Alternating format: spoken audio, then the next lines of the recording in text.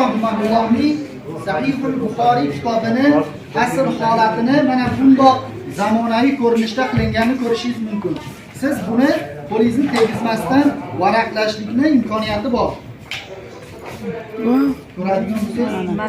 Mana bu yerda esa biz ilk hadislari innamal a'malu binniyat hadislarini 25 xil tilda tarjima qilib qo'yilgan.